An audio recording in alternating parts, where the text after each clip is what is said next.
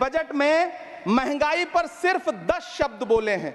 जिस देश में टमाटर 100 रुपए किलो बिक रहा हो, उस देश की वित्त मंत्री के पास बजट में महंगाई पर बोलने के लिए सिर्फ 10 शब्द है। डीजल, पेट्रोल, आटा, चावल, दाल, सब्जी की महंगाई का तो कोई जिक्र ही नहीं। सावन चल रहा है तो प्याज और लहसुन का दाम पूछना तो शायद पाप होगा। मैंने तो यह भी सुना है कि वित्त मंत्री जी जो चीज खुद नहीं खाती हैं उसके दाम से उनका कोई लेना देना नहीं होता। लेकिन इस बार बजट पेश करने के लिए पार्लियामेंट आने से पहले वित्त मंत्री जी ने दही और चीनी खाई थी।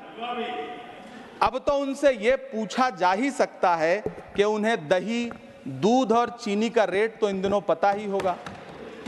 क्या उसे सस्ता करवाएंगी या नहीं सस्ता करवाएंगी? अगर पता है तो कृपया सस्ता करवाइए, क्योंकि इसी चीनी ने अमेठी में एक मंत्री महोदया का राजनीतिक कैरियर कड़वा कर दिया। सभापति महोदय, अपने शीश महलों में बैठे हुए सरकार के सांसद और मंत्री कह रहे हैं कि महंगाई कम हो रही है। संसद की कैंटीन से बाहर निकल करके एक चाय का कप खरीदिए, तब समझ में आएगा कि महंगाई कम हो रही है या बढ़ रही है। किसी एक दिन अपनी किसी मजदूर की तरह अपनी दिन भर की दिहाड़ी लेकर के बाजार जाइए और अपने बच्चों के लिए राशन खरीदिए, तब पता चलेगा कि महंगाई कम हो रही है या नहीं हो रही है। यहां बैठ करके बड़ी बड़ी बातें करना आसान है। ये चूनर धानी धानी भूल जाते, ये पुरवा की रवानी भूल जाते, जो आकर 4 दिन गांव में रहते तो सारी लंतरानी भूल जाते। सभापति महोदय, इलेक्टोरल बॉन्ड खरीदने के नाम छुपाने वाली सरकार, इलेक्टोरल बॉन्ड खरीदने वालों के नाम छुपाने वाली सरकार इन दिनों आम के ठेला लगाने वालों के नाम जानना चाहती है। मुझे तो होटलों, ढाबों या आम के ठेलों पर नेम प्लेट लगवाने वालों से पूछना है कि कभी खून की बोतल पर देखा है किसी का नाम लिखा हुआ?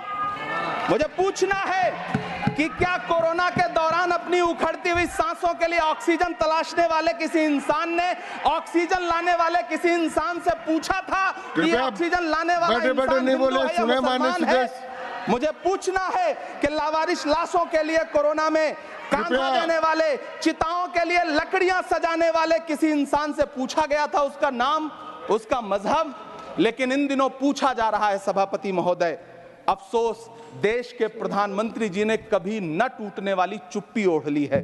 सभापति महोदय, जनता ने 63 सीटें कम क्या कर दी, ये सरकार तो अमृतकाल का नाम लेना ही भूल गई। ये भूल गई है अमृतकाल को, ये भूल गई है मनरेगा को, ये भूल गई है मौलाना आजाद नेशनल फेलोशिप को, ये भूल गई है मणिपुर को, ये भूल गई है महाराष्ट्र को। मुझे गर्व है कि मैं राज्यसभा में महाराष्ट्र का प्रतिनिधित्व करता हूं। महाराष्ट्र जो देश की आर्थिक राजधानी है, जो